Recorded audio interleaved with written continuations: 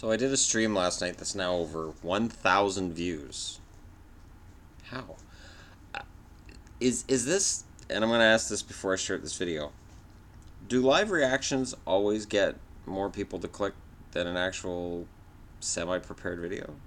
It's an honest thing. I've noticed that my reaction videos always get thousands of views. And that was me watching the Bruins lay an egg against Toronto. And then I was asked, aren't you going to do it for the Canucks game? And I didn't, for the simple reason that I've got two cats fighting over here. It's more entertaining than the Canucks game last night. And, Bear, when you get tired of that, get over here. Poor Bear, she fights with her brother. She thinks she's got a chance, and he beats the hell out of her until she comes over, and I have to save her.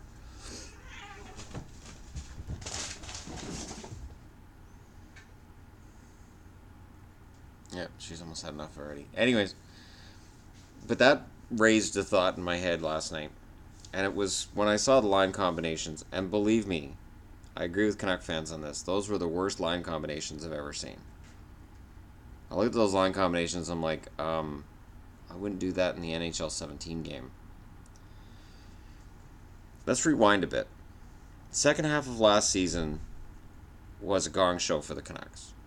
There was one guy who was offensively dangerous almost every game. And he wasn't named Sedin, he was named Bo Horvat. Bo Horvat scored most of his points in the second half of the season, which was good because his first half of the season was terrible. Awful. Putting him on the fourth line, regardless of the reasoning, and apparently Willie's reasoning is he gets the defensive checking matchups, then why wasn't Ryan Kessler on the fourth line when he was in Vancouver? Oh, right, because we wanted to score points. And putting Max Lapierre as the second line center wouldn't have made any sense.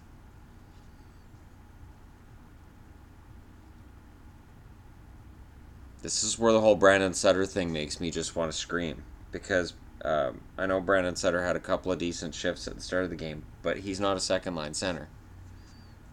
The Canucks generated, through what I saw before I passed out from boredom, they generated nothing. The most excitement was Louis Eriksson dumping it into his own net, and Eric Goodbranson scoring himself into the net at the same time.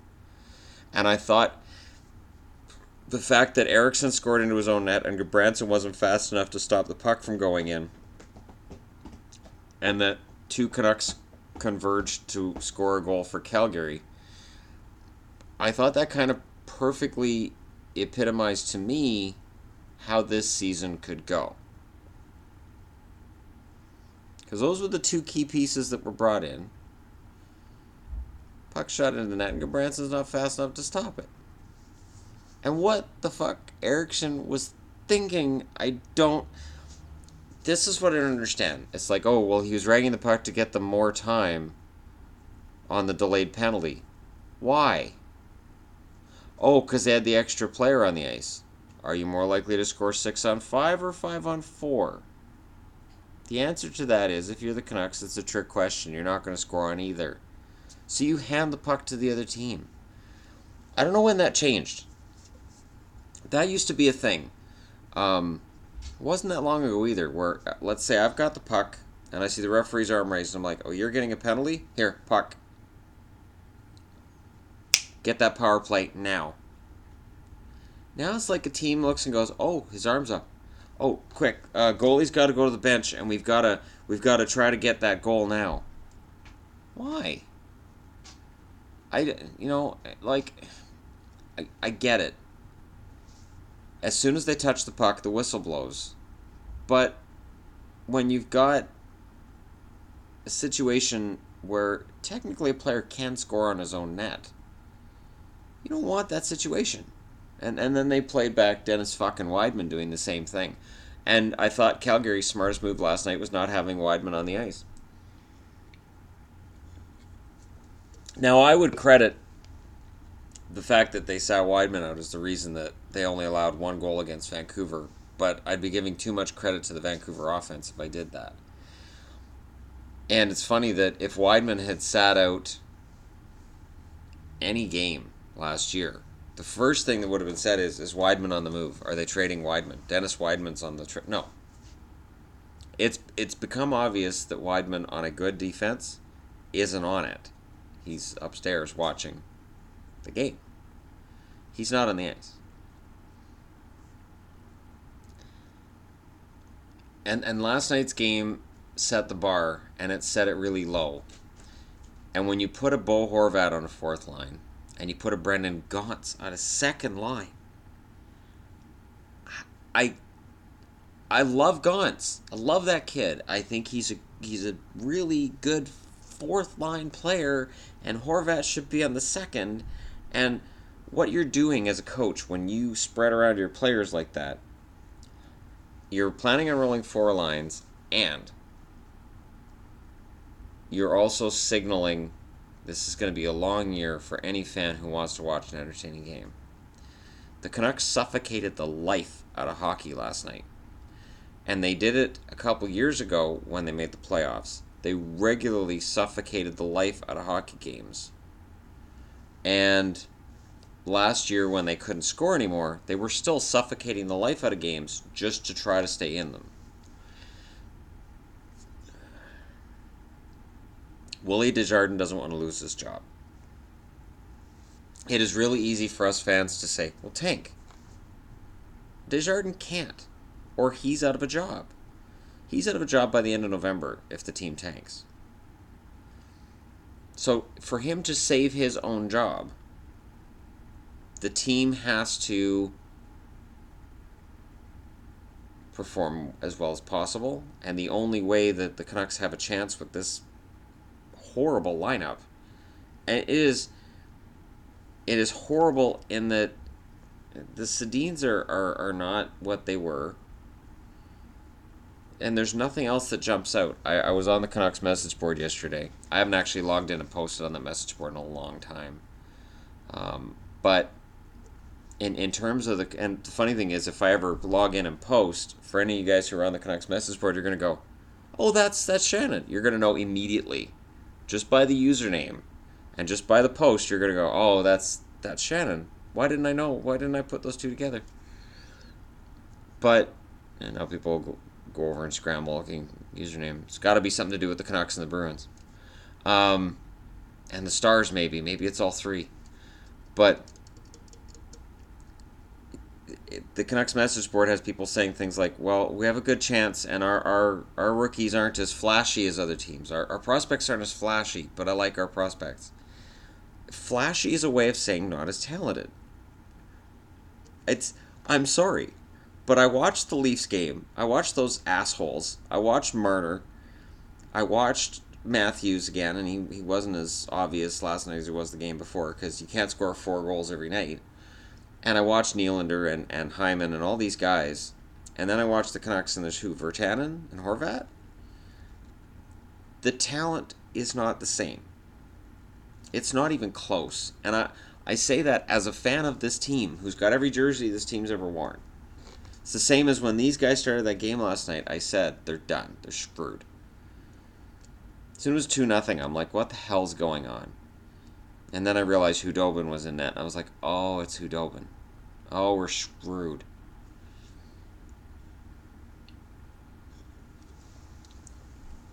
But it's a tricky situation for the Canucks right now, because they don't have the talent.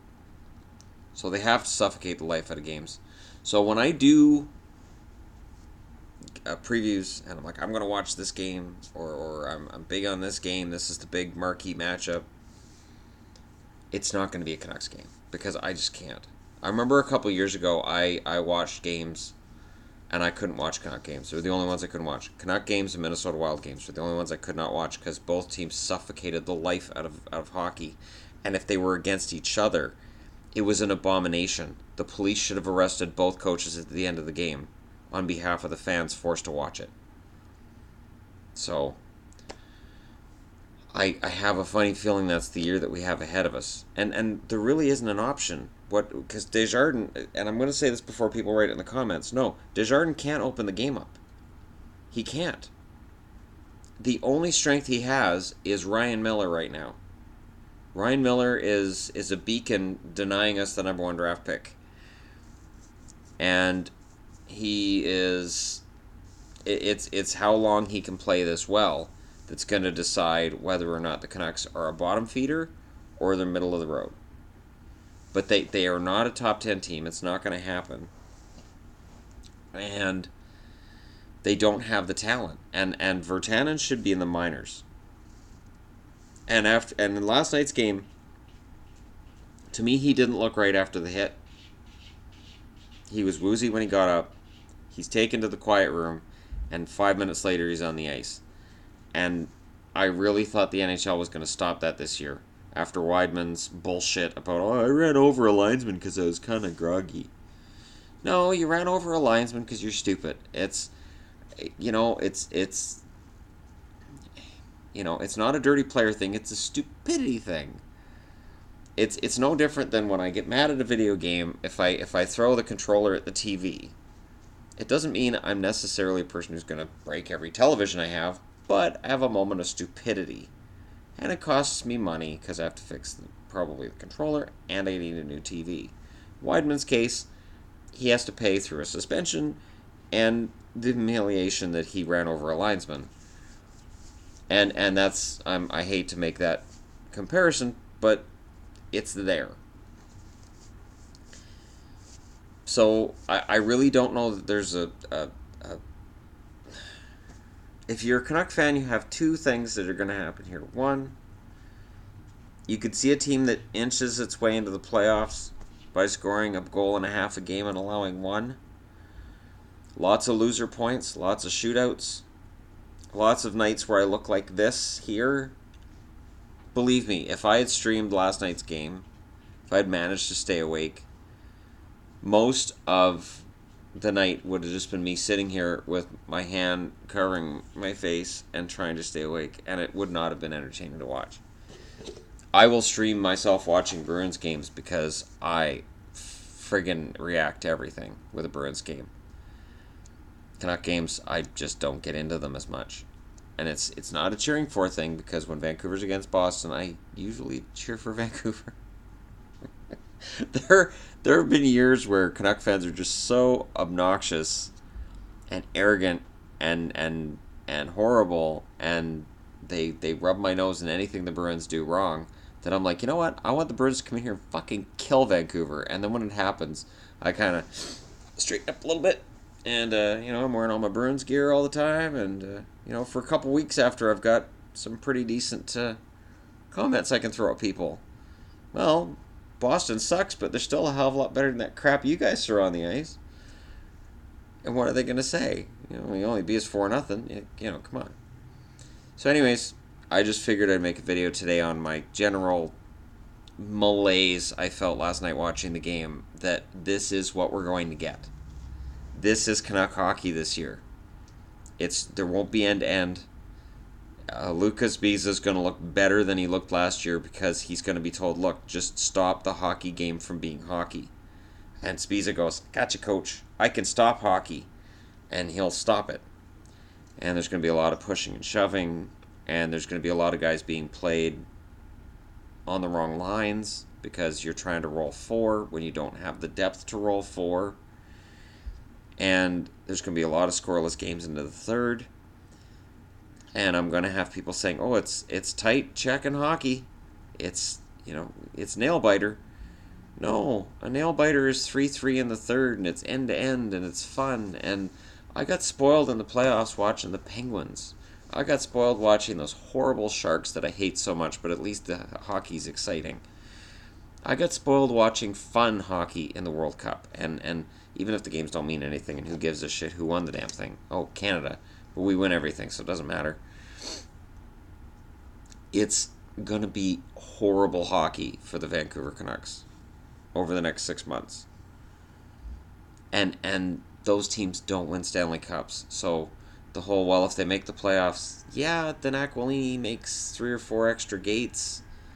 And you don't see a decrease in ticket prices. In fact, they go up if they make the playoffs. But here's the worst thing. Let's say Vancouver makes the playoffs. Let's just go crazy. Vancouver makes the playoffs. Their number one scorer is Henrik Sedin with 43 points. And they have 28 shutouts. Ryan Miller wins the Vezina, even though he only has a 9-10 save percentage with 28 shutouts. Because every game is, the shots are about 15-13. They play classic New Jersey Devils 1995 hockey. It's boring as shit to watch. If they make the playoffs, Desjardins gets extended. Benning probably gets extended.